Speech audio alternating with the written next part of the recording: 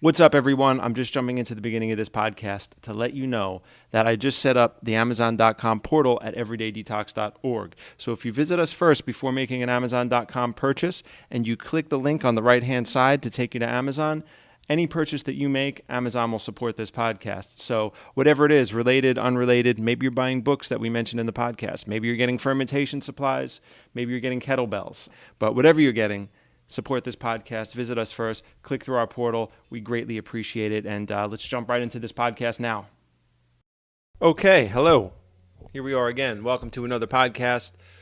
Where are we? We're at podcast number 18, and it is just the end of January 2016. Snowstorm Jonas just passed New York City, dumped 26 inches. It was epic. It was beautiful. And I had a lot of time to spend indoors, and I was listening to a lot of podcasts, and I was reminded that there was a podcast that I wanted to do for a long time, and that was this one here. So there's no guest today. It's just me. It's just you and me. This is what you signed up for. So here we are. Let's see, a little bit of business. If you want to support these podcasts, please go to everydaydetox.org. Sign up for the newsletter to find out when they air and to find out the latest happenings. I don't ever send newsletters. You guys know that. So the good thing is I'm not congesting your inbox with nonsense and bullshit, and we don't market all sorts of health products and things to you that are of no value. So I'm only going to let you know when something important is happening. So sign up for the newsletter there. While you're over there, I've created an ebook on lacto-fermented vegetables and how to make them at home on the cheap. Your gut will thank you if you go grab a copy, and we will thank you for supporting this podcast, because the more ebooks that we sell, the more podcasts that I can make. So go over to everydaydetox.org and please grab an ebook, sign up for the newsletter. Let's see, what else is happening? We have Vitality, the new space. The new space is delayed by many, many months now because we had a little bit of a real estate challenge that put us behind schedule, 4 to 5 months. And long story short, a building misrepresented the space, and it wasn't exactly what we needed. But we were negotiating construction details and language in a lease that was very tricky for a good 3 to 4 months. So that was happening. And then we found out at the signing, with certified checks and notarized signatures and everything ready to go, that the space was not actually what we needed, and we couldn't do what we needed to do there. And it was a big disappointment. But anyway, we move forward. So hopefully we'll be open in the spring. But that's what's happening with Vitality. Real estate troubles in New York City. So, but we'll get through them. So that's happening there. Podcast news. We have Bex coming back. I think she's coming next week. We're going to be doing some podcasts. We're going to be making some videos for her channel, so that should be fun. I have not actually hung out with her for a long time, so that's going to be great. Last time I saw Bex, I think, was Soul Camp. So anyway, it'll be a good time. Gil Jacobs is coming back, I think, if I can get him. I see him all the time because I'm working out of his space right now. But schedules don't always allow us to set these things up and do it. So I don't know if I'm going to be going to him. I don't know if he's going to be coming over here. We're going to see. But Gil Jacobs is going to come back on, and we're going to riff on some current events in the raw food cleansing world and see what's up. And hopefully you guys will like that. So anyway, here we are, you and I, listening to me rant this afternoon. And so here's what was happening. I was listening to a lot of podcasts, and I've actually wanted to make this for a long time because I've heard some things said on very popular podcasts that I enjoy, that I'm a fan of, that have nothing to do with cleansing or detox work or nutrition. But these topics had come up on these podcasts, and some things were said that got me thinking that I should make this one.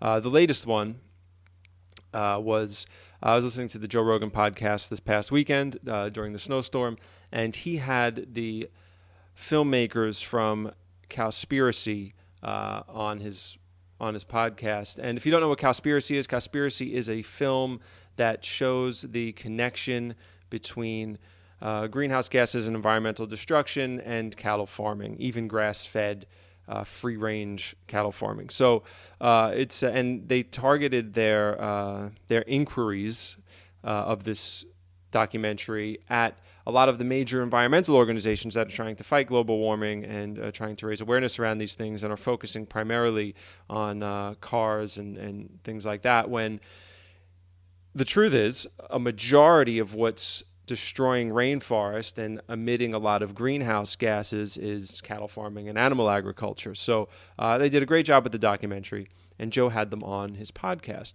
Interesting thing, and I've never seen him do this on a podcast. When he introduced it, see, I usually skip over a lot of the ads because, especially if you're a fan of a podcast, and I'm a huge fan of the Joe Rogan podcast, so I've heard a lot of the ads. A lot of the people that sponsor his podcast. So the way the format works is most podcasters will do what I do. I talk about our website and I say, please buy an ebook. But other podcasts that have more sponsors, they will go through all their commercials basically, and they'll talk about these different companies that are supporting their podcast. So I usually skip through that. For some reason, I didn't skip through it this time. And the first things that Joe said was interesting. He said something to the effect of, he had the guys from Cowspiracy on, and he enjoyed talking to them, and they really kind of hit it off, and he was vibing with them.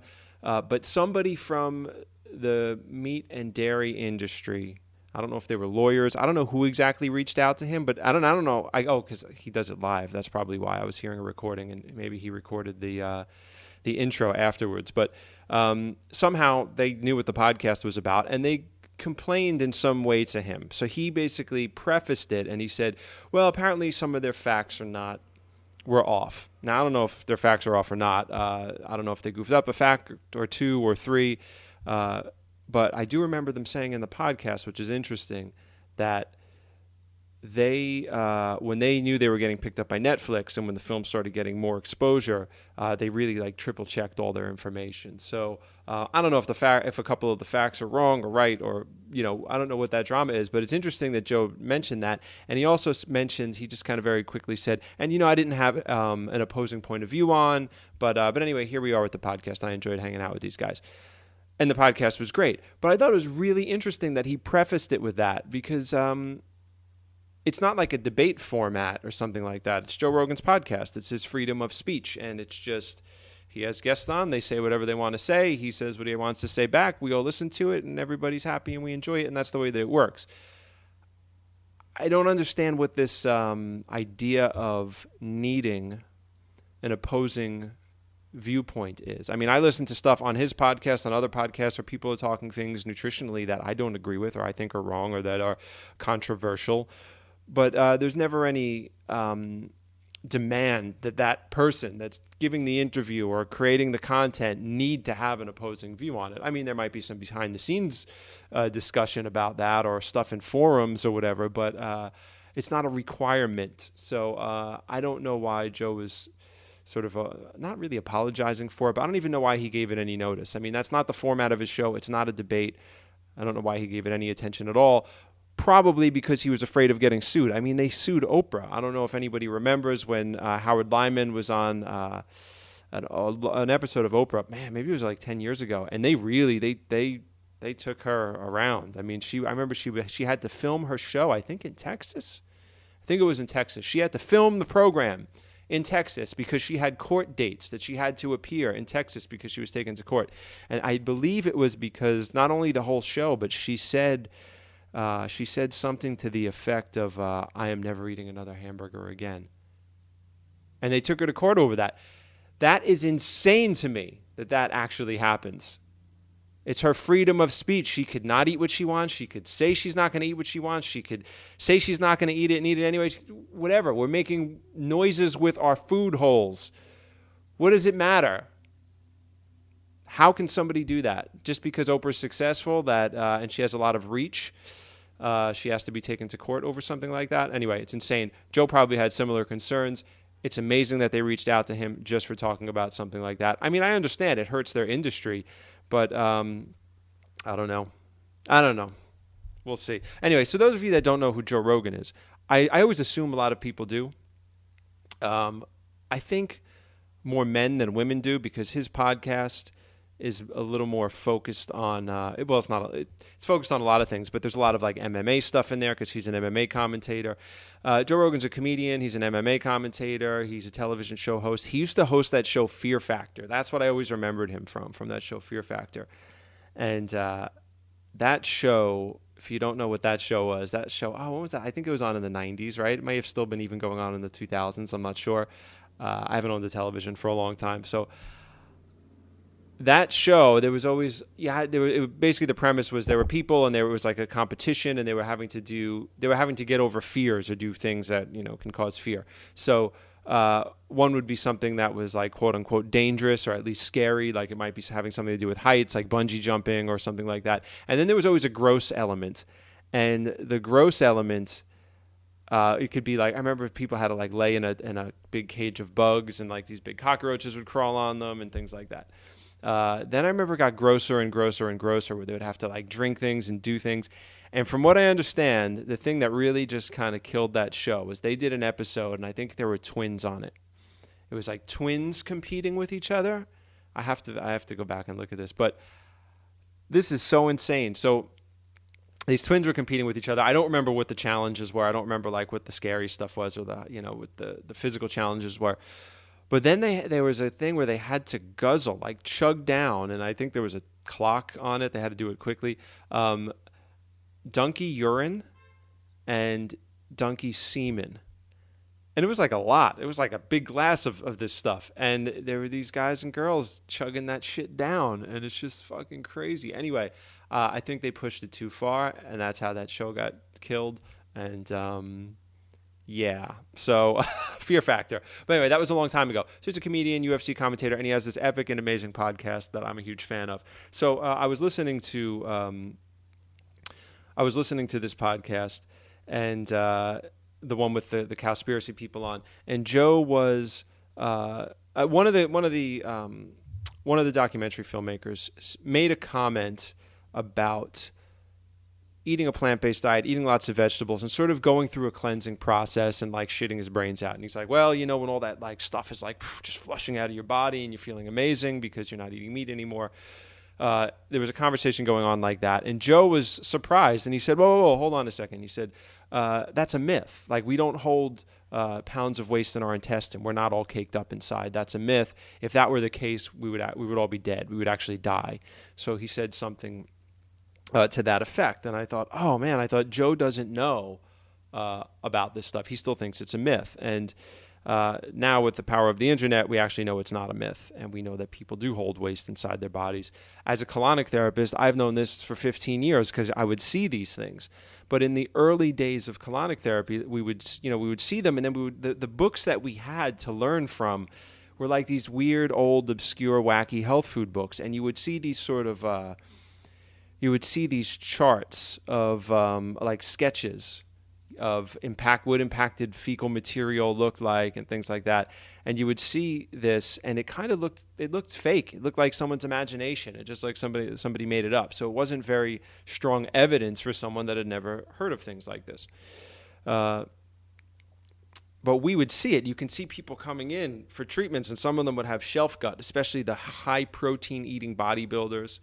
And then people that would just eat a really crummy diet, they would have it. And then through the work of introducing raw foods and doing multiple colonics, we would see all sorts of really old, nasty stuff come through people over the years. So we knew this to be true. But then I was introduced in 2007 or 8, I was introduced to the work of Dr. Hiromi Shinya. Dr. Hiromi Shinya, he's a medical doctor. He wrote a book called The Enzyme Factor. He also wrote a book called The Microbe Factor about probiotics, and he's basically dedicated his whole career to gut health. But the amazing thing about Dr. Shinya is that he invented the colonoscope. And the colonoscope is the instrument that they use to look up your backside to see what's going on up there. And now they actually have all sorts of attachments to it where they could do surgeries, and there's little water hoses, and they clean areas, and they could do all sorts of things now just by going up the backside. Before he invented this, and I think he invented it in the 70s, 80s, I don't know. I'm goofing that part up. But before he invented this, they used to cut the abdomen open, and they used to have to pull the large intestine out, open it up, look around, do whatever they had to do, and then they'd have to close you all back up again. So it was very traumatic surgery. Now they just give you a mild anesthesia. It's probably not the most comfortable thing in the world, but they look up the backside, and now they can see what's happening, colonoscopy. So he invented that. That whole process is attributed to him. And so I read his books, and a cool thing that happened with YouTube is somebody actually posted I don't know if it was his office, but people have posted his colonoscopy footage, and there was a little narration done by somebody at his office, and it's amazing video because it shows us the intestinal conditions of certain people and the related diseases to these intestinal conditions based on their diet. Absolutely amazing. Something for like a colon therapist or a health-minded person to nerd out on, even though it's kind of gross, because it really shows the direct correlation between what we eat, how it affects our bodies, and what diseases occur from it. Absolutely amazing. So Dr. Shinya's video appeared, and I used to have a channel called Your Guide to Detox, and we had this video on that channel. But I wanted to show it to you guys. So I'm probably going to make a video short, and I'll do a short version. So if people don't want to listen to me rant for 55 minutes just to see it, but if you're listening to the podcast, you're not going to see this video. You'll just hear the audio. But you can go and check out the video version of this podcast, or you can check out the video short, and you could see it there. The funny thing about this video is that the woman that narrates it, I don't know if she's a fellow doctor, I don't know if she's a nurse, I don't know if she's one of the receptionists, she's one of the team over there, and she narrates it. She's got to be from Staten Island. Maybe Long Island, possibly Queens, but I'm going to put my money on Staten Island because her accent is worse than mine. So she's got a very heavy New York accent. So I wanted to show you guys this video. And one thing we need to keep in mind, the images that we're about to see in this video shows the residue of waste after the person drank a very powerful saline laxative and has taken the biggest shit of their life. So we're not, so on a regular day, they're holding on to much more waste than that. They're holding on to a lot of gases and pressure. So the fact that anything even remains behind after taking one of those laxatives is incredible. So that's not what their colon actually looks like. Their colon is actually much more full and much more caked up because they don't drink powerful laxatives like that every day. So anyway, let's take a look at this video, and then, and come correct. Don't be eating your lunch or something like that when you watch this. But this is very eye-opening, very enlightening. Let's have a look right now. In 1968, Dr. Shinya successfully developed the technique of colonoscopy in order to visualize the entire rectum and colon. The following year, in 1969, he devised a snare cautery device and was the first to perform colonic polypectomy through the colonoscope. He has performed approximately 300,000 colonoscopic examinations and has noted that there appears to be a strong connection between intestinal appearance and lifestyle-related diseases. This is a 45-year-old female. Her intestine is very soft, easily inflated by air, well-rounded without any residual stool or mucus abnormality. She has been on Dr. Shinya's diet for over 5 years. This is a 38-year-old Japanese woman who has been suffering from chronic constipation for many years. Her diet consists heavily of a Western-type menu, including white bread, yogurt, cheese, fruits, and cake once a day. She consumes 3 to 4 cups of coffee and tea a day. There was insufficient daily intake of water. She has been on various kinds of laxative every day, including Seneca, aloe, and other herbal medications for years. There are marked pigmentation and spasm. This is the same Japanese woman. She was instructed to drink Kangen water 3 quarts per day. Her diet consists of 90% grains, vegetables, sea vegetables, and fruits, and 10% animal protein with fish. Her condition has markedly improved. 45-year-old female with breast cancer. 6 months prior to this exam, she had a lumpectomy and radiation treatment. There are marked fecal retention in this picture. The same patient following Dr. Shinya's diet started to drink 3 quarts of Kangen water a day. Her condition markedly improved. This patient has been suffering from prostatic CA, high blood pressure, and high cholesterol. His diet consists of high protein, red meat, and dairy products every day.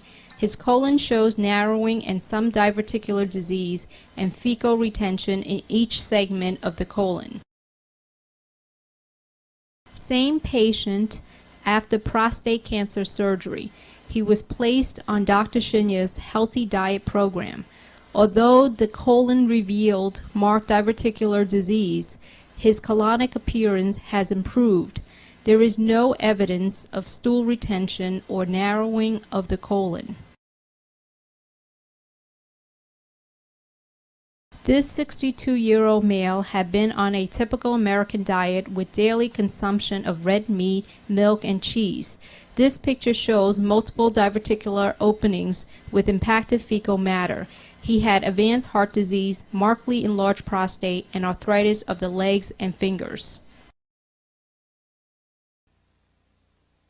This 65-year-old female with chronic constipation had breast cancer surgery and was referred for colonoscopy.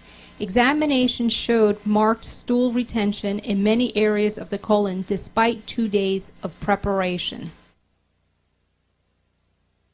The same patient was treated with a typical Dr. Shinya's diet and 1 quart of Kangen water 1 hour before each meal. Examination was repeated in 3 months. There was marked improvement in the colon. This patient had been a heavy wine drinker with a heavy animal protein diet including cheese. After 3 months treatment, the patient was treated with Dr. Shinya's diet without any alcohol, dairy, and animal protein. He was given 1 quart of Kangen water and his condition improved. In conclusion, in lifestyle-related diseases such as diabetes, obesity, high blood pressure, heart disease, and various types of cancers are directly linked to your diet. If you eat a proper diet and drink good water, it will prevent you from being constipated and developing diseases. The stool is not stagnant, therefore toxic wastes are not accumulated in the bowels. You are what you eat and what you drink. I hope this video was educational for you. To your health. Thank you. Okay, so you probably found that enlightening, a little bit eye-opening, fascinating stuff. So that's the truth of the matter right there. We can see what's happening inside of the body. Now, what happens is when that stuff sticks around, it decomposes and it communicates to the tissue. So when you have decomposing waste, especially proteins breaking down, they can break down into all sorts of toxic wastes. And then your body has to absorb that and deal with it. We have bacteria in the intestine putrefying and fermenting waste that are hanging around too long. When we eat a plant-based diet, when we eat raw food, when we drink broom smoothies and broom salads, what's happening is we have the waste moving through, absorbing waste into itself. Okay, so the residue from the food, especially high-fiber foods, soluble and insoluble fibers, moves through the intestine. It pulls waste into itself, and then the bacteria start to feed on the residual fiber. The good, beneficial, lacto-fermented bacteria will start to eat that fiber, feed themselves, build their colonies, and then the waste leaves. Then what you have is you have emptiness, you have cleanliness, and in the mucosal membrane, you have very healthy bacterial colonies that are going to help support your immune system and help you break down food residues. When we eat processed food or if we're eating animal food out of balance, particularly eggs and cheese, especially cheese and dairy, and meats that don't contain any fiber, if we're not eating it in the middle of a plant-based diet and that food starts to get really slow through the system, it starts to putrefy, it starts to leave residue, and it starts to make us sick. If you see my other videos, there's 3 things that qualify a health food as a health food. What a food delivers, that's the part that everybody knows about. It's just talked about over and over and over again. Every book on health is written about phytonutrients, enzymes, trace minerals, antioxidants. We want all this magical dope shit in our food. Yes, we do. But we all know that that stuff's there, so we don't need to talk about it anymore. The things that we really need to focus on now for health and longevity and vitality are the other two parts of that. So what a food delivers, nutrition. Then it's what a food removes. So food as a cleanser. An apple a day keeps a doctor away because it makes you shit. Pulls waste out of the system. Yes, it has vitamin C and it has some great stuff, but it's that soluble and insoluble fiber that pulls waste out of the body. And then the other side of that is what a food does not leave behind. Okay, so a food should not be leaving residue behind. You could take a really good quality organic cheese or something like that. The difference between cheese and an apple, they both contain nutrition, but one leaves behind sludge, one doesn't remove any waste. This is what Gil Jacobs taught me. Health has 80 to 90% to do with elimination. The other part is input. So it's not so much about input like, you get this special supplement, you get this special nutrient-dense, rare fruit that's grown in the Amazon. That stuff's great. I love that stuff. You see my Instagram account. I'm constantly buying shit like that. And I like that stuff. I think it is important. But if the elimination is not there, it doesn't do all that much. I've seen that a lot with people. I've seen people that are not into moving their bodies, or if they're backed up. If they don't have good elimination, if they're not hydrated, if those things aren't there, if that foundation is not there, and people start taking turmeric and things like that, and the people that always ask, why is that good for me? Or what does that do for me? Why is that good for us? That question, when they think they're going to put something in and it's going to have a magical effect on their chemistry, those effects of those superfoods and those supplements are magnified when we have clean tissue, when our body is clean and open. When you just throw that thing into a war zone and there's just all sorts of plaque all over the body, congested intestine, congested arteries, toxicity stored in fat, it'll have some effect in your body, but it's nowhere near as powerful as when you've cleansed yourself and your body's more open to receive them. So, and we've seen that clinically. So when I hear someone like Joe Rogan, and no shade on Joe Rogan, I'm a huge fan of that podcast. I think the work he's doing is amazing. I got in that company Onnit.com that I think he's probably a co-owner of or something. I don't know exactly, but he's either a shareholder or something. But anyway, he's in deep with those guys, and they're a supporter of his podcast, and he talks about it all the time. And totally sold on their fitness products. I got my steel mace over here, got my battle ropes over there. I'm ordering some new kettlebells. You're probably looking at me and going, Mike, you don't look like you're throwing kettlebells around all day. It's because I've been busy, and I'm getting on it, and I'm getting back on it in 2016. So, and also, I can't use those battle ropes. I can't really use them in my apartment, so I have to take them outside, and the concrete was shredding them up. So I haven't used those for a while, because if I use them in my apartment, it sounds like horses are galloping through the building, and I don't want to make any waves in this building.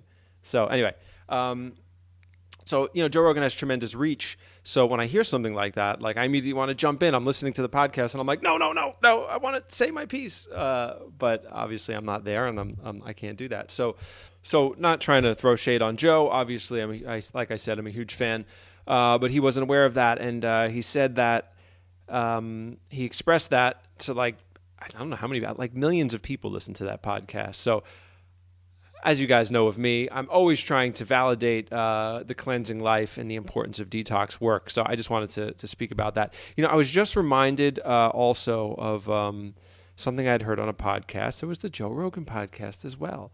And it was one I listened to a few weeks ago, and he was talking to his friend Brian Callen, who's also a podcaster, and he is an actor, and they were sort of riffing, and they were doing. I think it was more of they were kind of doing a bit because it was sort of funny. They were making fun of new agey people, like the type of people you would encounter in a tonic bar in Los Angeles somewhere, and in this conversation, they started to almost suggest and make fun of the idea that toxins exist in the body. And I think they both know that toxins exist in the body. I think maybe they're being a little willfully ignorant, trying to make it funny. I don't know. But they were talking about that, and they were, to their credit, and initially the conversation started, they were speaking about the foot baths, the ionic foot baths that you put your feet in the water, and the water then turns over the course of a few minutes or an hour or something. It begins to turn into this bubbly black, brown, sewage-looking water. And they say that's toxins being pulled from the feet. They were making fun of this, talking about what bullshit it was. I've never had it done. I have to say, though, looking at it and from what I understand, kind of looks like bullshit. So I'm probably right up there with them on this. So they were making fun of that. But the overtone of the conversation was one of suggesting that toxicity doesn't really exist in the body. And like, what are these people talking about? Oh, you got to get the toxins out, not specific to foot baths, it seemed like. So it had me thinking again of something I wanted to talk about on this podcast that I have not had the opportunity to. And that was a video made by a group that does amazing work called the Environmental Working Group. And the Environmental Working Group looks at household products, makeups and cosmetics, and they look at food, and they look at the toxicity related to these things, and they do a lot of lab work. They look at pesticide residues in food. They are the ones that release the Clean 15 and the Dirty Dozen list every year. So the Clean 15 are the fruits and vegetables that have the lowest amount of pesticide residues, and the Dirty Dozen are the ones that have the highest amount of pesticide residues to help shoppers make choices. So their website's great. I think it's ewg.org or .com. I'll put it on the screen. I'll put it in the show notes. I don't recall at the moment. So they made a video called 10 Americans. They made this a while ago. This was on my first website, Your Guide to Detox.